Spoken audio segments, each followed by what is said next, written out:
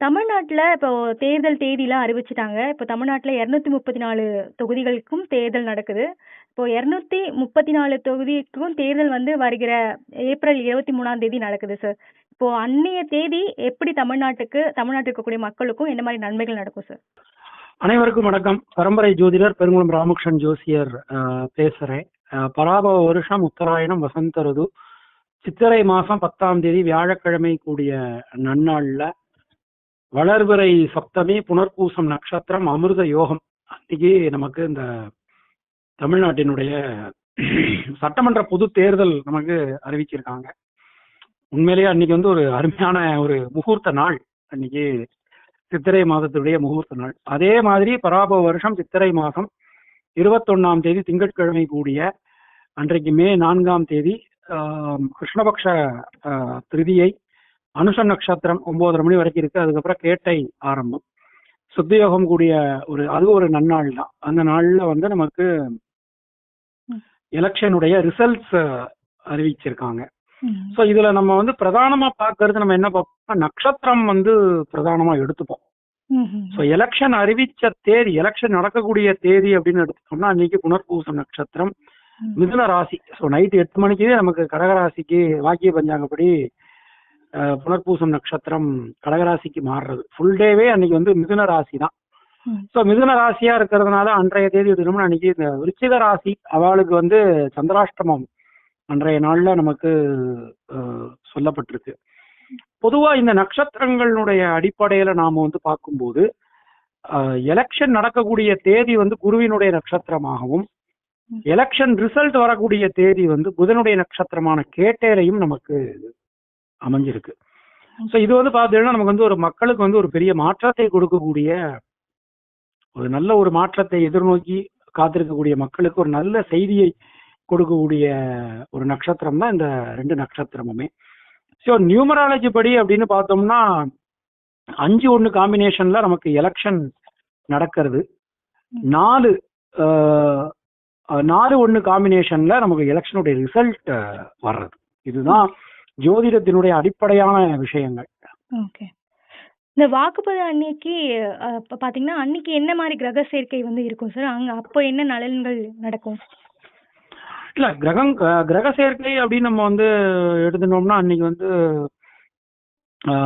மேஷத்துல சூரியன் உச்சமா இருக்கக்கூடிய ஒரு தன்மை, ரிஷபத்துல சுக்கிரன் ஆட்சியா இருக்கார், மிதுன ராசியில சந்திரன் குரு இருக்கக்கூடிய ஒரு தன்மை அமைஞ்சிருக்கு, சிம்மத்துல கேது, கும்பத்துல ராகு, மீனத்துல செவ்வாய் புதன் சனி அப்படின்னு சொல்லி ஒரு வாக்கிய பஞ்சாங்கப்படி அந்த சேர்க்கையானது நமக்கு அமைஞ்சிருக்கு.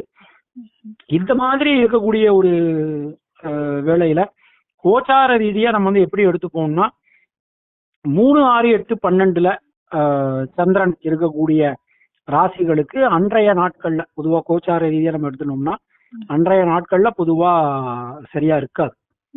ஸோ நம்ம அப்படி நம்ம வந்து பார்க்கும்போது மேஷம், கடகம், விருச்சிகம், அப்புறம் வந்துட்டு மகரம், இந்த ராசிக்காரர்களுக்கெல்லாம் அன்றைய நாள்ல கொஞ்சம் அது கொஞ்சம் சரியில்லாத ஒரு தன்மையை நமக்கு படுறது.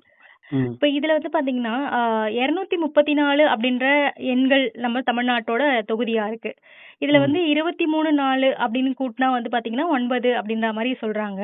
அதே மாதிரி வாக்கு ரிசல்ட் வருது இல்லைங்களா, அதுவும் வந்து கூட்டினா 9ன்னு வராங்க. இதுலயும் ஏதாவது பலன் இருக்குங்களா? இல்ல அப்படி கிடையாது. ஆக்சுவலா 234 நமக்கு அப்படி கூட்டினா 9 வரும். அது வந்து ஒரு நமக்கு அன்றைய 23/4 வந்து நமக்கு வரும். தமிழ்நாட்டுல மட்டும் எலெக்ஷன் அறிவிக்கலையே. சோ நமக்கு இந்தியா முழுவதுமே அன்றைய தேதியில வந்து வாக்குப்பதிவு நடக்கத்தானே செய்யறது. இது வந்து ஒரு நார்மலா ஒரு கோயின்சிடன்ஸ் தான். பட் நமக்கு இந்த நம்பர் வழி அப்படின்னு எடுத்துனோம்னா 5-1 காம்பினேஷன் நமக்கு அன்னைக்கு வர்றது. அந்த 23/4 வியாழக்கிழமை அன்னைக்கு ஓட்டிங் டே அன்னைக்கு பார்த்தோம்னா 5-1 காம்பினேஷன். அந்த 5-1 காம்பினேஷன் அப்படிங்கிறது வந்து 234 அப்படிங்கிற தொகுதி அந்த நம்பருக்கு எடுத்துனோம்னா அது வந்து நட்பா அமைஞ்சிருக்கு. ஸோ அந்த நம்பருக்கு அது வந்து நட்பான ஒரு எண்ணா அமைஞ்சிருக்கு. Okay sir. சரி, இப்போ தேர்தல் தேதிகள்ல வந்து பாத்தீங்கன்னா, இப்போ முதலமைச்சர் வேட்பாளர்கள் அப்படின்றது ரொம்ப முக்கியமா ஒவ்வொரு கட்சிகளும் முதலமைச்சர் வேட்பாளர்கள வந்து இப்போ நம்மளுக்கு சொல்லியிருக்காங்க. இப்போ தேர்தல்கள்ல இப்போ முதலமைச்சர் வேட்பாளர்கள் அவங்களுக்கு இந்த தேர்தல் தேதியும் சரி, வாக்குப்பதிவு தேதியும் சரி, அவங்களுக்கு எப்படி ஒத்துப்போகுது? அவங்களுடைய கிரக நிலையெல்லாம் வச்சு எப்படி நீங்க கணிப்பீங்க? அது நல்லா இல்ல இருக்குங்களா? நம்ம வந்து இப்ப இந்த எலெக்ஷன் டேட் நடக்கிற டேட்டுக்கு நம்ம நியூமராலஜி அப்படின்னு எடுத்துனோம்னா 2 விஷயம் தாங்கம்மா. ஒண்ணு வந்து நியூமராலஜி பார்க்கும்போது அன்றைய தேதி ம்ஹ்ம். இந்த எலெக்ஷன்ல போட்டியிடுறவங்களுடைய தேதியினுடைய ம்ஹ்ம். வேதை வேதை நம்பராகவோ, வேதைனா எதிர் நம்பராகவோ, ம்ஹ்ம். இல்ல ஆகாத நம்பராகவோ. இப்போ ஃபார் எக்ஸாம்பிள் நீங்க எடுத்துனீங்கன்னா அந்த காம்பினேஷன் வந்து 1 ம், ம். 5 1 காம்பினேஷன் நான் சொன்னேன் நியூமராலஜி படி நாம ம். வந்து பார்க்கும்போது. Yes, sir. அப்ப நீங்க அப்படி பார்க்கும்போது 8ஆம் நம்பர்ல பிறந்தவாளுக்கு ஆகாது. ம். அப்ப 8, 17, 26 இதுல பிறந்திருந்தான்னா அவளுக்கு வந்து நியூமராலஜி படி அந்த தேதியில அவங்க வந்து போட்டியிடும்போது சில சேலஞ்சஸ் அவங்க வந்து மீட் பண்ற மாதிரி அமைஞ்சிடும். Okay, okay. அதே ரீதியில நாம வந்து பார்க்கும்போது நமக்கு நட்சத்திர ரீதியாவும் எடுத்துப்போம். அப்ப நட்சத்திர ரீதியா எடுக்கும்போது நான் ஏற்கனவே சொன்ன மாதிரி இந்த மேஷ ராசி, கடக ராசி, அப்புறம் விருச்சிக ராசி, மகர ராசி இதுல பிறந்தவாளுக்கு கொஞ்சம் நட்சத்திர ரீதியா அது வந்து நமக்கு சில சிரமங்களை கொடுக்கலாம். ஓகே. சரி, இப்போ தேர்தல் நடந்து அதுக்கப்புறம் ரிசல்ட் வந்து பாத்தீங்கன்னா, மே 4ஆம் தேதி ரிலீஸ் ஆகுது இல்லையா? இப்ப இந்த தேர்தல் முடிவுகள் வெளியாகும்போது, அதுல வெற்றி பெறக்கூடிய கட்சி வந்து பெரும்பான்மை பெறுமா? இல்ல அது கூட்டணி ஆட்சி மூலமா தான் ஆட்சி பிடிப்பாங்களா? அந்த மாரி ஏதாவது இருக்கா சார்? இல்லைங்கம்மா, இதுல நம்ம என்ன பெரிய விஷயம்னா நம்ம அந்த எலெக்ஷன் நடக்கக்கூடிய தேதி வந்து கால சர்ப்பத்துல அமைஞ்சிருச்சுங்கம்மா. ம்ஹ்ம். ராகு கேதுக்குள்ள எல்லா கிரகங்களுமே அமைஞ்சிடுது. இதுல வலவொட்டு கால சர்ப்பம், இடவொட்டு கால சர்ப்பம்னு பிரமாணம் நமக்கு சொல்றது பெரியவா சொல்லிட்டு போயிருக்கா. இதுல வலவொட்டு தான் அமைஞ்சிருக்கு. இந்த வலவொட்டு கால சர்ப்பத்துல வந்து நமக்கு வந்து இந்த எலெக்ஷன் நடக்கிறதுனால ஏற்கனவே நம்ம இது நிறைய இடத்துல பதிவு பண்ணியிருக்கோம். ஒரு ஒரு இவங்க கூட எல்லாம் கூட்டணி போவாங்களா, இவங்க கூட எல்லாம் கூட்டணி ஜெயிப்பாங்களா, இவங்க கூட எல்லாம் சேர்ந்துப்பாங்களா அப்படின்னு நம்ம நினைச்ச மாதிரியான விஷயங்கள் எல்லாமே இதுல வந்து அப்படியே மாறும் சொல்லி சொல்லுது. அதே மாதிரி நடந்துட்டு இருக்கு, இனிமேலும் நடக்க போறது. சரியா? இதுல இன்னொரு விஷயம் என்ன அப்படின்னா, இந்த ராகு கேதுக்குள்ள இந்த கிரகங்களுடைய அமைப்புகள் வந்தது அப்படின்னாலே யார் செலக்ட் ஆனாலுமே 5 வருஷம் கண்டினியூஸா ஆட்சி நடத்துறதே சிரமம். யார் ஜெயிச்சாலுமே கிரகங்கள் அவங்களுக்கு அனுகூலமா இல்ல. இது கசப்பான உண்மை சொல்றீங்க சார். இப்போ வந்து இந்த மே 4ஆம் தேதி ரிசல்ட் வரதுனால இந்த சொல்றீங்களா குறிப்பா? இல்லம்மா, மே 4ஆம் தேதி வந்து நமக்கு இல்லையே. நமக்கு நம்ம ஆரம்பிச்ச தேதிங்கிறது 23 தானே.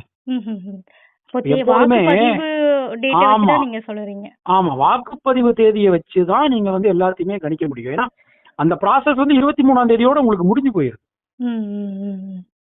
இப்போ நம்ம இப்போ ஒரு கல்யாணம் நடக்கிறது 9 to 10 முகூர்த்தம் அப்படின்னு நம்ம எழுதி கொடுக்குறோம்னா 9 மணிக்கு அந்த ப்ராசஸ் ஸ்டார்ட் ஆயிடும். முடிகிற நேரத்தை நம்ம கணக்குல எடுக்கவே மாட்டோம். அப்ப நம்ம அந்த 23 அப்படிங்கிற தேதியைத்தான் நாம வந்து கணக்குல எடுத்துப்போமே தவிர 4ஆம் தேதி நம்ம பெருசா அதுல கணக்குல நாம எடுத்துக்கிறது வழக்கம் இல்லை.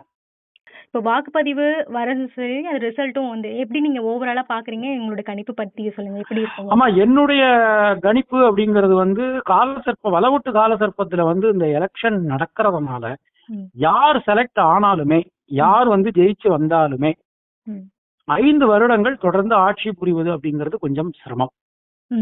தலைமை பீடத்துக்கு டைம் சரியா இல்ல. தேங்க்யூ சோ மச் சார், உங்களுடைய இணைப்புக்கு ரொம்ப நன்றி. தேங்க்யூ, நன்றி, வணக்கம்.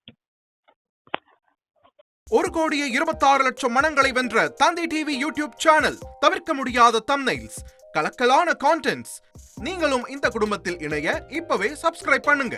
அசுரபலம் கொண்ட எங்கள் டிஜிட்டல் கரங்களில் உங்கள் விளம்பரங்களை சேர்க்க வாட்ஸ்அப் பண்ணுங்க.